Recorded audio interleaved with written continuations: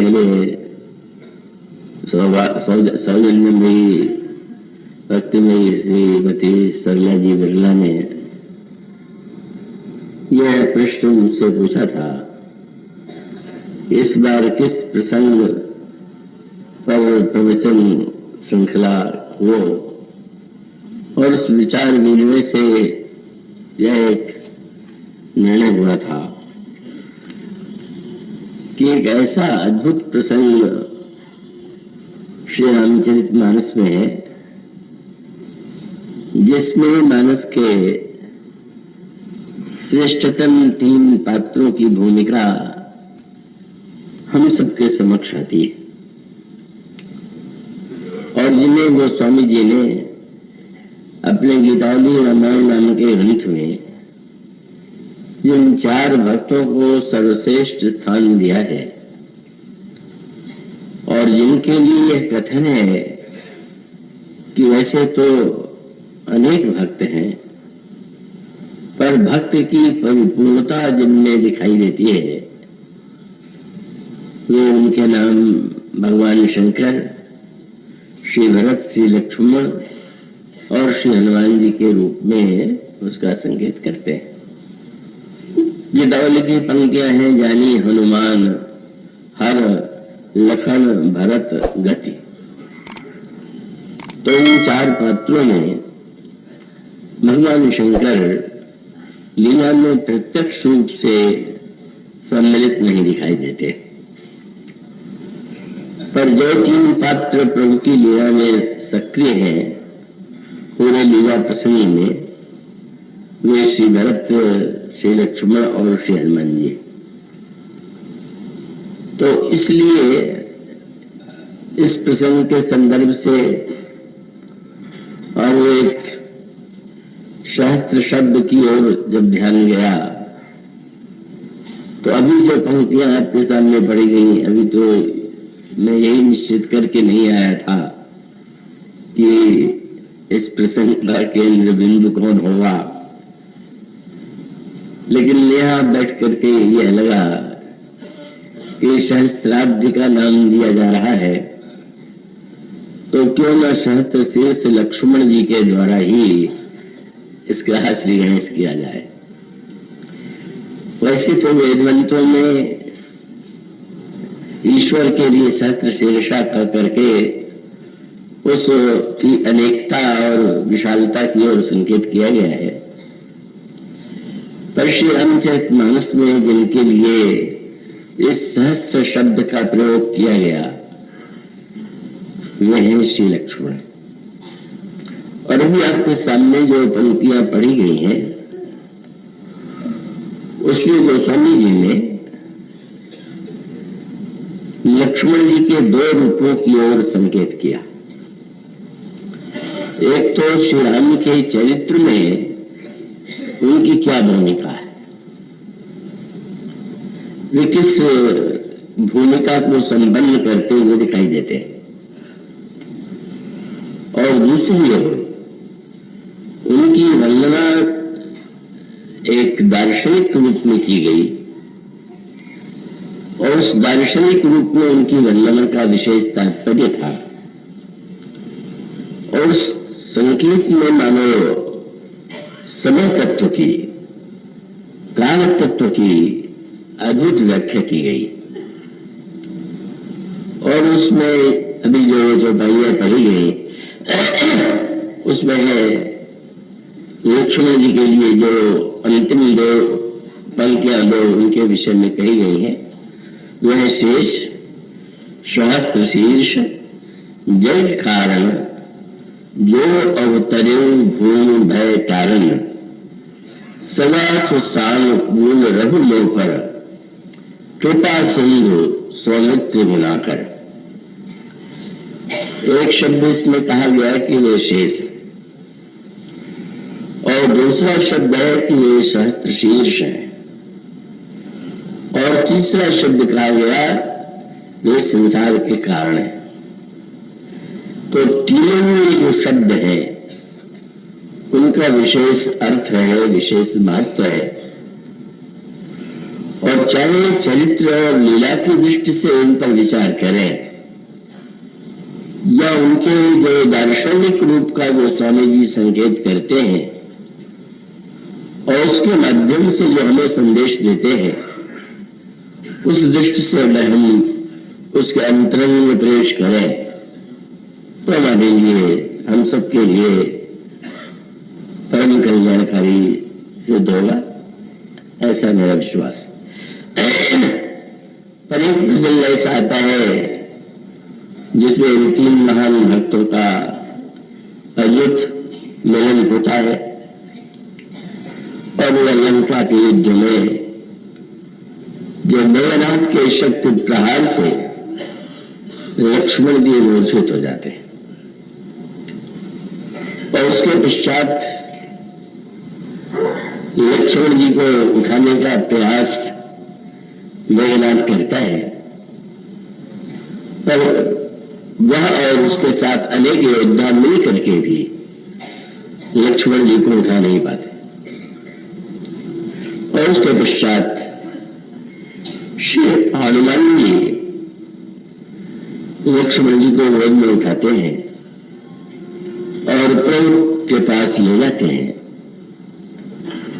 प्रभु के गोदी में श्री लक्ष्मण मूर्छित पड़े हुए हैं और तब यह प्रश्न स्वाभाविक रूप से सामने आया, इस मूर्छा के लिए क्या किया जाए। और तब आप पढ़ते हैं यह निर्णय किया गया कि लंका के प्रसिद्ध वैद्य सुसेन को बुलाया जाए और उसके द्वारा लक्ष्मण जी की चिकित्सा की जाए। तब हनुमान जी की भूमिका सामने आती है। वो जाकर के सुखर्ण वैद्य को जब सोता हुआ देखते हैं तो सारे भावन सहित सुखर्ण वैद्य को प्रभु के पास ले आते हैं। जब सुखर्ण वैद्य ने नेत्र खोल करके देखा तो प्रभु श्री रामभद्र के सामने, और जब सुखर्ण वैद्य से ये कहा गया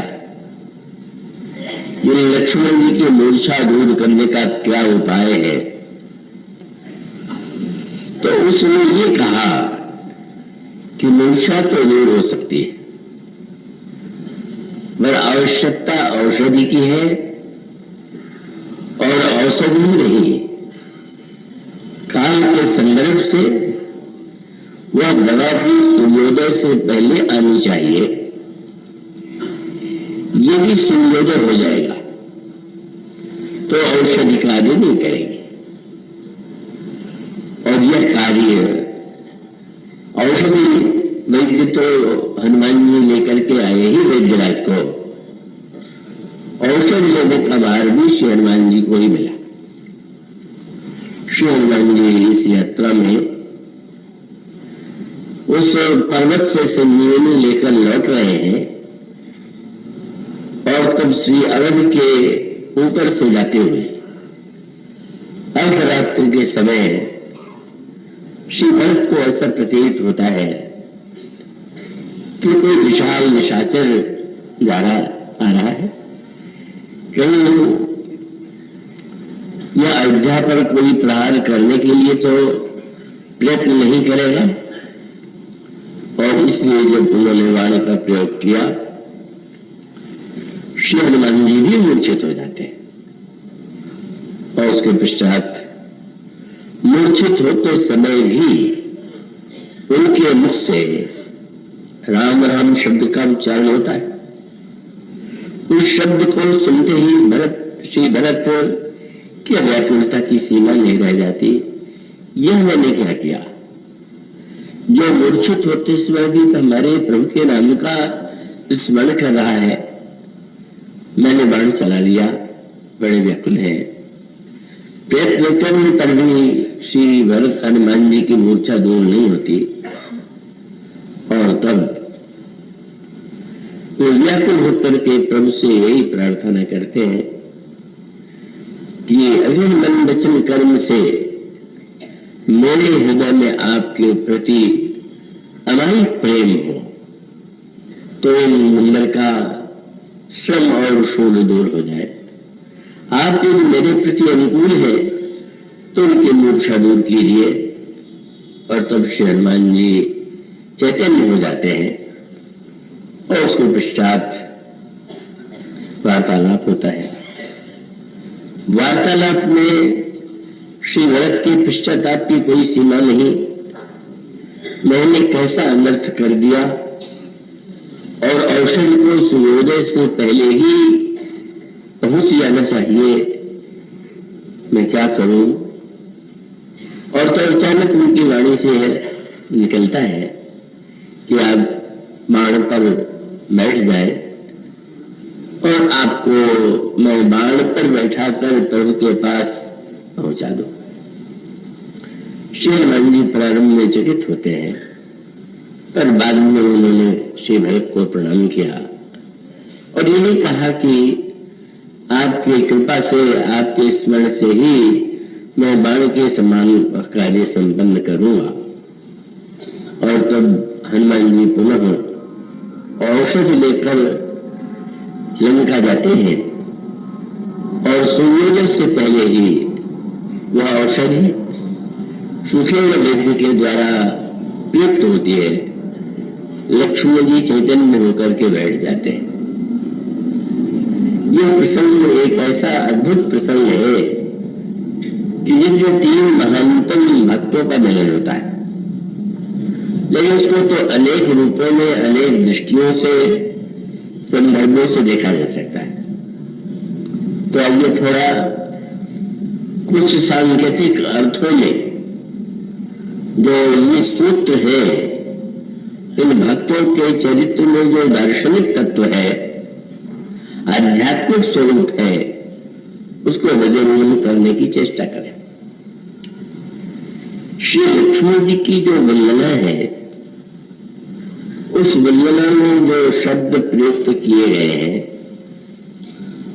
उसका एक विशेष तात्पर्य है। मैं आशा करता हूं कि आप तो सब बड़े विज्ञ हैं और एकाग्रता से ही आप निरंतर सुनते रहे हैं और आज भी पूरे मनोयोग से ही आप सुनेंगे। और वह शब्द, उसका तात्पर्य क्या है? श्री भरत या श्री शत्रुघ्न जी के लिए किसी दार्शनिक शब्दावली का गोस्वामी जी ने प्रयोग नहीं किया।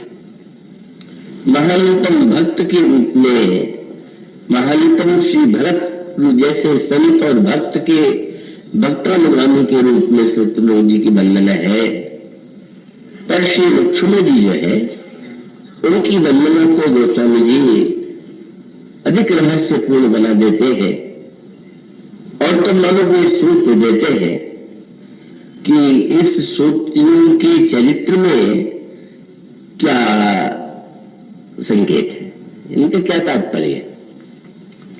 और फिर इस सूत्र पर जब ध्यान रख करके विचार करें तो एक बात की ओर ध्यान जाता है।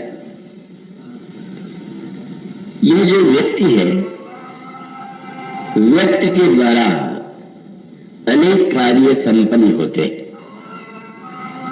और व्यक्ति के द्वारा जो कार्य संपन्न होते हैं, जो व्यक्ति विचार युक्त नहीं होता, उस कार्य की सफलता को अपनी विशेषता मान लेता है। वह मान लेता है कि ये मेरी बुद्धिमत्ता का, मेरी योग्यता का, मेरे पुरुषार्थ का परिणाम। किंतु अगर कोई व्यक्ति गहराई से विचार करके देखे तो उसके सामने एक दूसरा सत्य सामने आता है और उस सत्य को जान लेना, जिसे हम समय के रूप में, काल के रूप में इस शब्द का प्रयोग करते हैं, वह परम सांकेतिक ही नहीं है, बड़े महत्व का है। और इसका तात्पर्य क्या है कि व्यक्ति ऐसे तो अलग दिखाई दे रहा है, लेकिन क्या सचमुच वह अलग है? और क्या वो जो कुछ कर रहा है वह सब उसके ही विशेषताओं का परिणाम है? और जब इस प्रश्न पर विचार करते हैं तो फिर एक क्रम की ओर ध्यान जाता है। अब आप सबको ऐसा प्रतीत होता है कि मेरे सिर पर बोझ है। जब वो कोई विशेष कार्य, चाहे वो पारिवारिक संदर्भ में हो या समाज के संदर्भ में कोई कार्य करता है, तो उसे प्रतीत होता है कि एक भार वह उठाए हुए। किंतु जब वो गहराई से विचार करके देखे तो क्या सचमुच व्यक्ति ने जो भार उठा रखा है, इस प्रसंग में भारत तत्व की भी व्याख्या है। क्योंकि यह संकेत आता है कि जब मेघनाथ ने लक्ष्मण जी को मूर्छित कर दिया तो उसको बड़ा गर्व हुआ, उसे गौरव की अनुभूति हुई कि उस अतुलनीय योद्धा पर, जिस पर राम को इतना विश्वास है, आज मैंने अपने वाणों के प्रहार से, शक्ति के प्रहार से मूर्छित कर दिया। और तब यह सोचता है कि ये तो एक ऐसा अवसर है कि जब मैं अपने लंकाधीश्वर पिता को प्रसन्न कर सकता हूं। और प्रसन्न करने का उपाय यही है, क्योंकि इस ध्यान में यह भी बात है, इसका श्री गणेश सूर्यप्रखा के नाक कान काटने के प्रसंग से हुआ था। और उस कार्य को भी लक्ष्मण के द्वारा ही संपन्न हुआ है, कार्य भी हुआ था।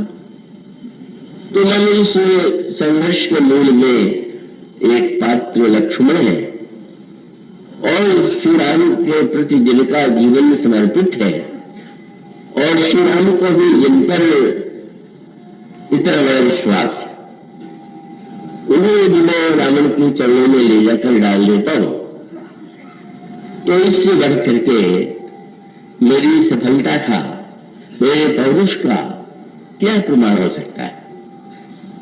किंतु जब वह लक्ष्मण जी को उठाने का प्रयास करता है तो प्रयत्न करने पर भी अकेले ही नहीं, अनेक योद्धाओं को बुला करके भी उन्हें उठाने में समर्थ नहीं होता। अनोखी बात है। अभी जिन्हें मूर्छित कर दिया था, कभी एक व्यक्ति के रूप में श्री लक्ष्मण का शरीर है और वो उठा नहीं पाता। वहां पर गोस्वामी जी ने एक वाक्य के द्वारा उसको दार्शनिक रूप में प्रस्तुत किया, और वो शब्द है, मेघनाद सतको विषम जोधा रहे उठाए, जगदाधार शेष किम। कोई शब्दावली जो बल्लभ के प्राण में थी कि वो संसार के आधार हैं और शेष है, शस्त्र शीर्ष है, इसकी ओर संकेत किया गया। क्या तात्पर्य है इसका?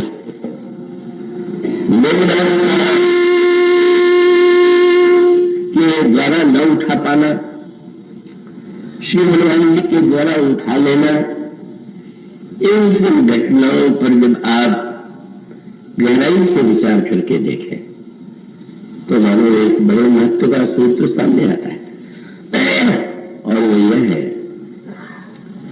कि जिस पृथ्वी पर हम और आप खड़े हैं, जब भी कोई कार्य आप करेंगे या कोई बोझ भी आप उठाएंगे तो आप यदि ऊपर की ओर देखेंगे तो लगेगा कि मैंने कितना उठाया, और जब आपकी दृष्टि इस ओर चली जाएगी नीचे की ओर, और तब उसे लगेगा कि मुझ जैसे अनगिनत लोगों को इस पृथ्वी ने उठा रखा है। और फिर यह ध्यान स्वाभाविक रूप से इससे उड़ जाएगा कि जिस पृथ्वी ने इन अनगिनत व्यक्तियों को उठा रखा है वह कैसे टिकी हुई है। और तब पौराणिक भाषा में कहेंगे, सहस्त्र शीर्ष जिनके 1000 सिर है, उन शेष भगवान के सिर पर यह पृथ्वी टिकी हुई है। यह जो भाषा है बड़ी भावनात्मक और उतनी ही अधिक तात्विक है। और उसका तात्पर्य यह है कि मनुष्य के जीवन में अगर उसकी दृष्टि गहरी हो तो उसके जीवन में जो सबसे पहले वस्तु आ जाती है और जिसका निराकरण होना चाहिए वह है अभिमान। यह अभिमान एक ऐसा विलक्षण शत्रु है कि इसको व्यक्ति अपने से दूर नहीं कर सकता। वो निरंतर उसका साथी है और उसके द्वारा जो भी अच्छे अथवा बुरे कार्य होते हैं सबके मूल में उसको वही दिखाई देता है और उसी का नाम है मैंने ये किया, मेरे ऊपर यह भार है। मानो यह मैं के रूप में जो नन्हा सा शब्द है, यह जो अक्षर है, हम सबके जीवन में केंद्र बिंदु बना हुआ है। और जब यह केंद्र बिंदु बन जाता है तो उसका परिणाम यही होता है कि व्यक्ति जो है का वो सत्य से तो दूर चला ही जाता है, पर उसको ये तो भ्रम हो जाता है कि मैं कोई बहुत शक्तिशाली, बुद्धिमान या योग्य हूं, और तब उसे दिखाई देगा कि जो व्यक्ति है वो देश के आधार पर, पृथ्वी के आधार पर टिका हुआ है, पर स्वयं पृथ्वी जो है वो कहां टिकी हुई है। और तब ये कहा गया यह शेष के सिर पर टिकी हुई है और वो शेष ऐसे हैं कि जिनके 1000 सिर हैं। बड़ी अद्भुत भाषा है।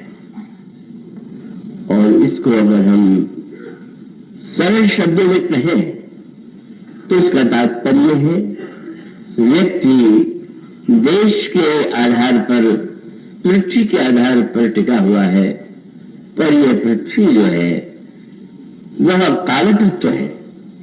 समय के लिए, काल के लिए उसके जो नाम रामायण में दिए गए हैं, कई वस्तुतः काल के ऊपर पृथ्वी है, विश्व है, और उस विश्व में एक व्यक्ति हम और आप।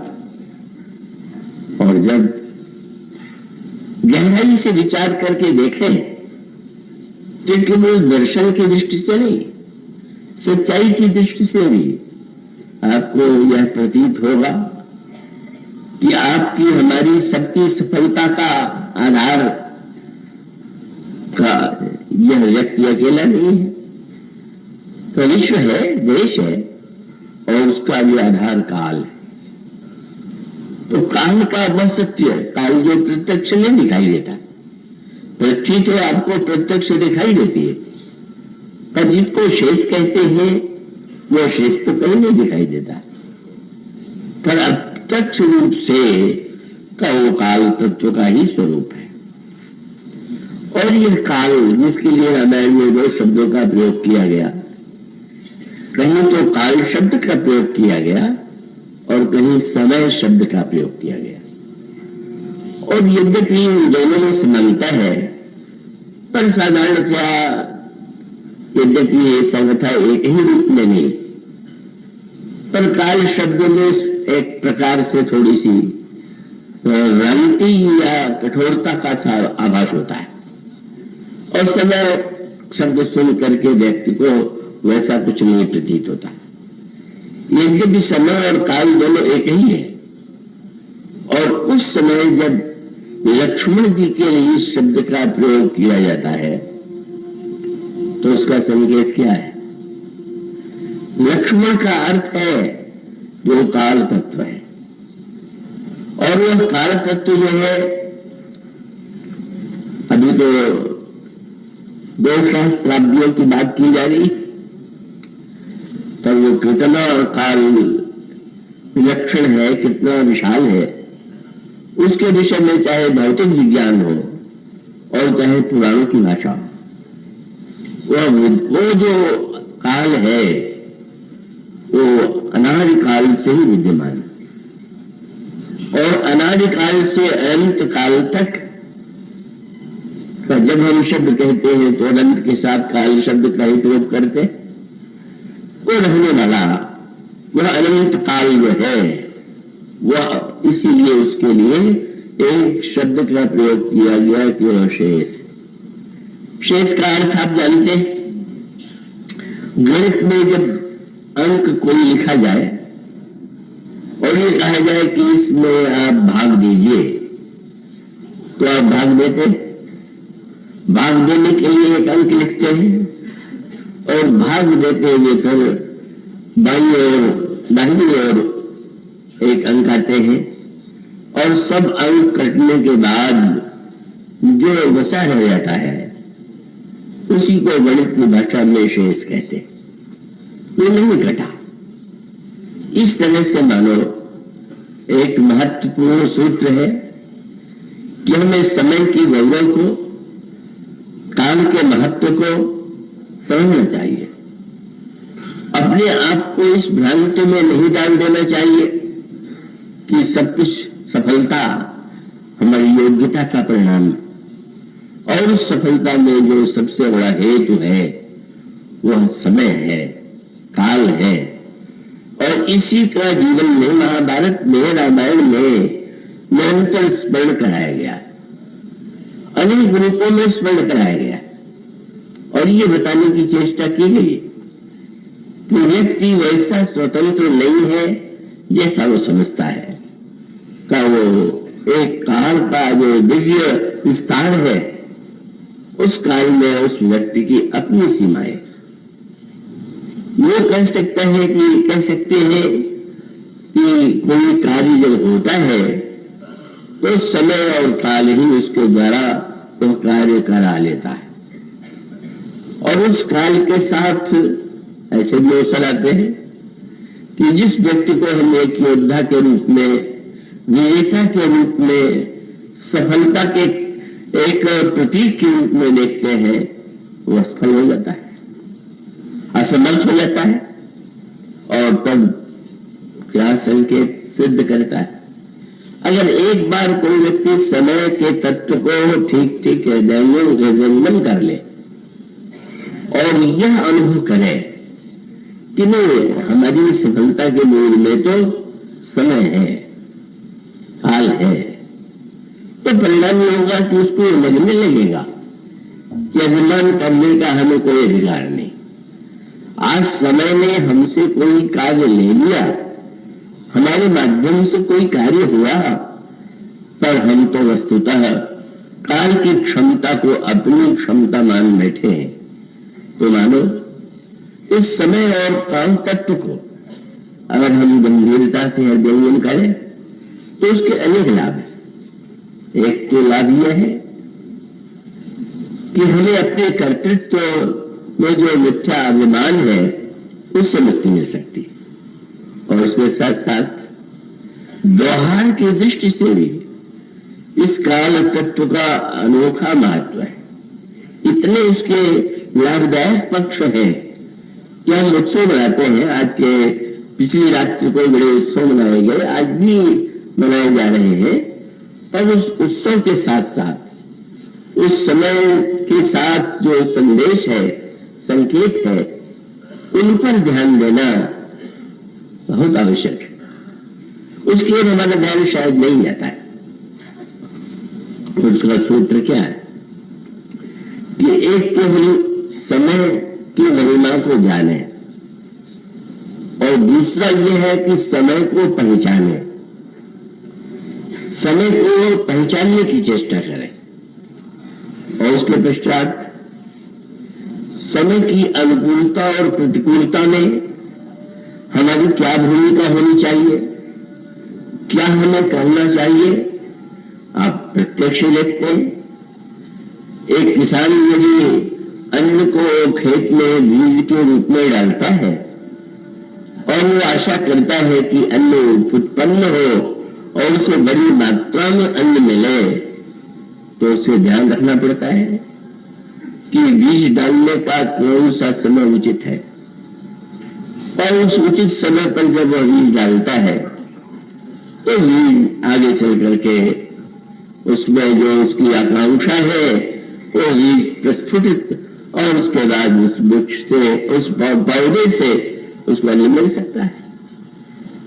वृक्ष आप लगाते हैं पर समय की एक अपेक्षा है, और उसका अभिप्राय यह है कि व्यक्ति समय की महिमा को जाने और समय को पहचाने, और समय को पहचानने के बाद इस समय के साथ हमारी क्या भूमिका है, हमें किस रूप में उस समय की को सार्थक बनाना चाहिए, जो हमें प्राप्त हुआ है उस पर हम ध्यान दें। आइए मनुष्य के कुछ प्रसंगों पर दृष्टि डालें और उसको प्रत्येक में आपको सूत्र मिलेगा। और इसके साथ साथ याद रखिएगा, लक्ष्मण जी को जब ये कहा गया कि वो काल के, देखिए बोलिएगा नहीं, अगर ये कहा गया कि वो साक्षात सहस्त्र शीर्ष काल है, ये शेष है, तो एक बहुत विलक्षण सी बात कह दी गई। क्या श्री राम की महिमा को हम इतना महत्व क्यों देते हैं? और उसका उत्तर ये, काल जिसका अनुमोदन करे वह श्री राम। और इसीलिए जब हम श्री राम की भक्ति करते हैं तो उसका तात्पर्य ये कि हमारे जीवन में अगर काल की समस्या है तो उसका एक समाधान यह भी है कि हम श्री राम का अनुगमन करने की चेष्टा करें, श्री राम के पीछे चलने की चेष्टा करें। यह सूत्र अनेक अनेक रूपों में और विशेष रूप से लक्ष्मण जी के चरित्र में और आगे चल करके जो प्रसंग आपके सामने मैंने केंद्र बिंदु के रूप में रखा, यह लक्ष्मण जी की मूर्छा, मेघनाथ का गर्व खंडित होना, और किस तरह से लक्ष्मण जी चैतन्य होते हैं और उस चैतन्यता का प्रसंग नहीं समाप्त नहीं होता।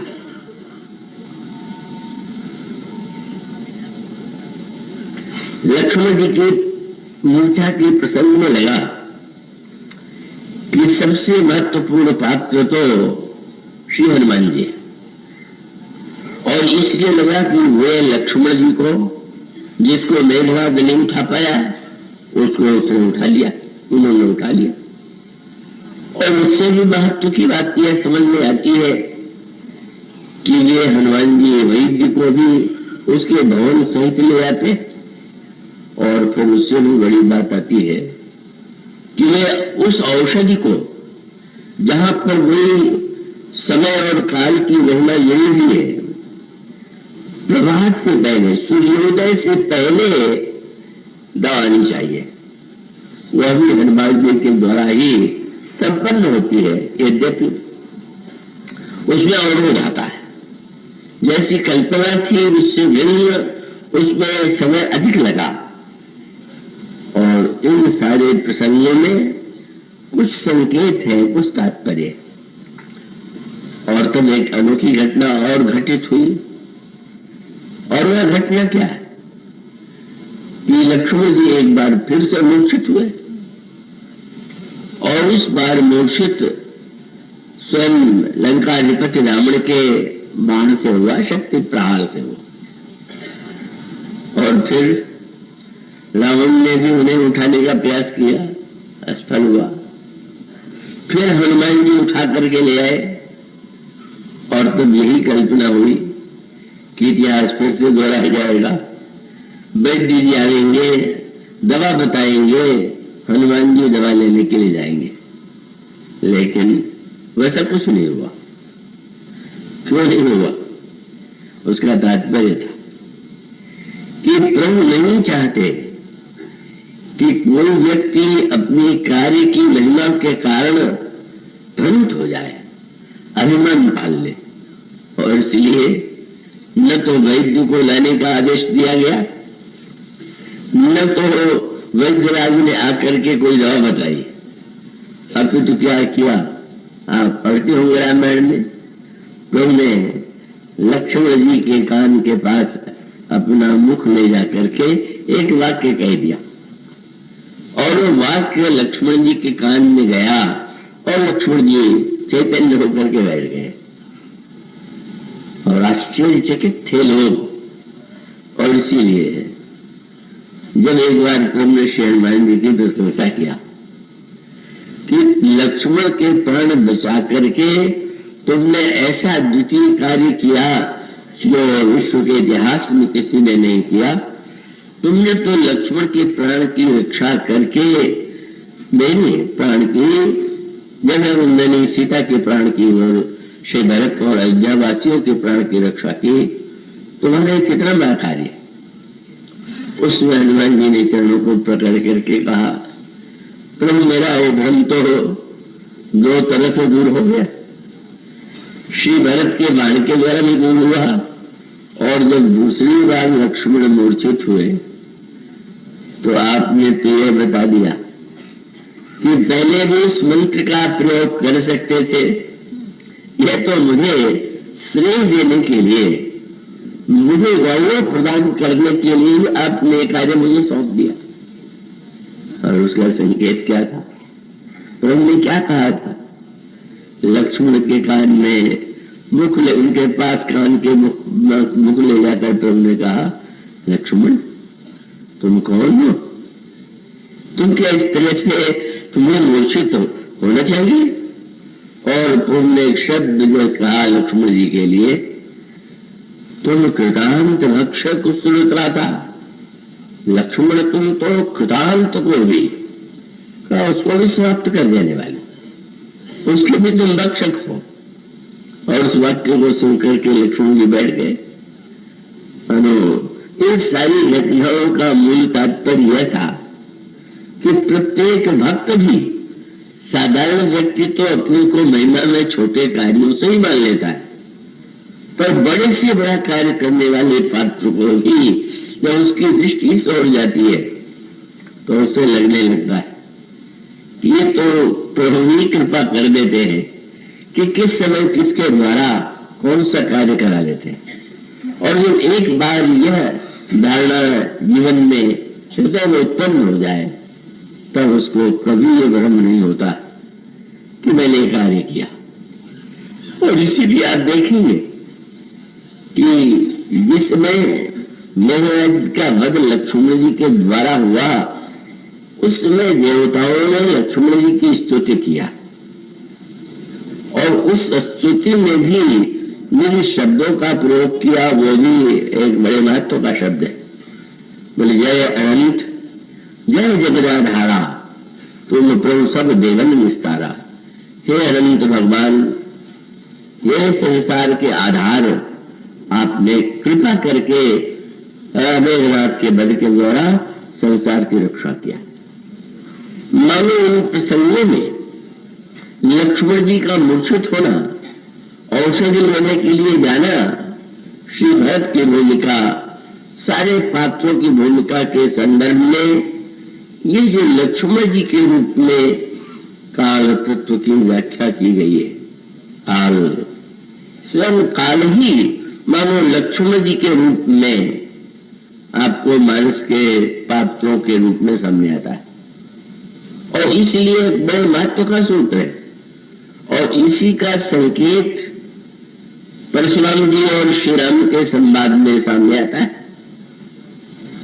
परशुराम जी महाराज ने अपने सामर्थ्य से सहस्त्रार्जुन के रूप में अनगिनत क्षत्रियों का वध किया, और वो ये मान करके चलते हैं कि यह महान कार्य उनके द्वारा हुआ। और तब वह सूत्र जो संक्षेप में उस पर विस्तार से बाद में चर्चा करने का प्रयास करेंगे, जब लक्ष्मण जी की वाणी से क्रोध में भर जाते हैं और क्रोध में भर करके उनको लगता है कि यह जो कटुभाषी बालक है, कटुवादी बालक वही है, एक कड़वा बोलने वाला राजकुमार जो है बद के योग्य है। लेकिन जिस समय उन्होंने फरसा उठाया और हाथ वही रुक गया, इसका तात्पर्य था। परशुराम जी को बड़ा आश्चर्य हुआ, अरे जिसने इतने योद्धाओं का संहार किया, इतने क्षत्रियों का वध किया, आज मेरे हाथों को क्या हुआ? यूं तो उन्होंने अपने आप में संतोष करने की भी चेष्टा किया कि शायद मेरे हृदय में कोई दया आ गई, ऐसा लगा कि शायद मेरे हृदय में कहीं न कहीं कृपा उपज गई है। और इसे उन्होंने इन शब्दों में कहा भी कि क्या बतावे, आज मुझे क्या हो गया? मैंने जीवन में कृपा करना कभी नहीं सीखा, और आज कृपा भी आई तो ऐसे बुरे समय में आई कि आज दया दुख दुसह सहावा। आज इस दया ने तो मुझे महान दुख दे दिया कि परस अछत देखो जियत बैरी भूत किशो। मेरे हाथ में बरसा है, मैं हूं, और मेरे सामने एक क्षत्रिय राजकुमार चाहे जैसे दौड़ करके जीवित है। क्या हो गया? उस समय लक्ष्मण जी की जो मुस्कुराहट थी वह काल की मुस्कुराहट थी। प्रारंभ में वे नहीं समझ पा रहे थे, पर उस सत्य का तात्पर्य यह था कि भ्रम बस ही आपने मान लिया है कि आपने अपने फरसे के द्वारा ऐसा किया। वही आप है, वही आपका हाथ है, वही फरसा है।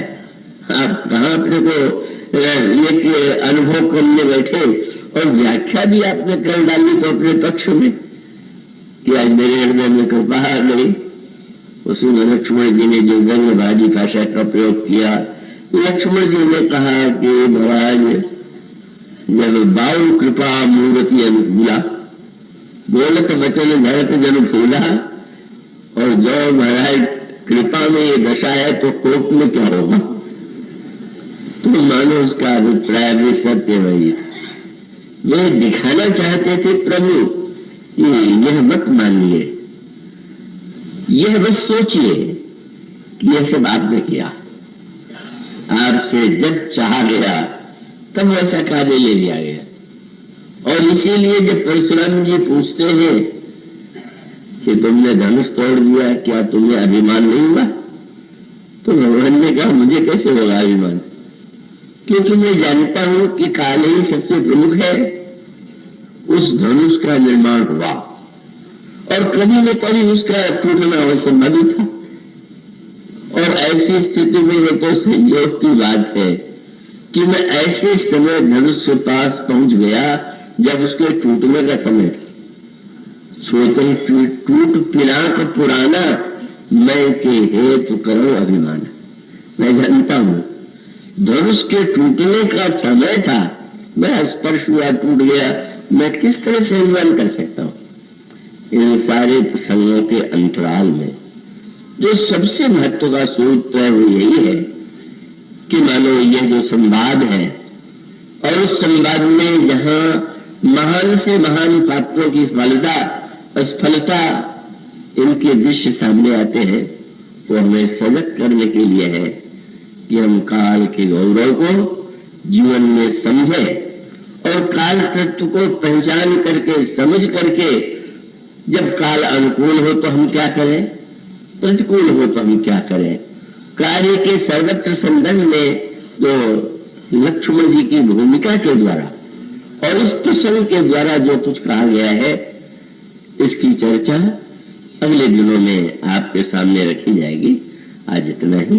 बोलिए सियावर राम।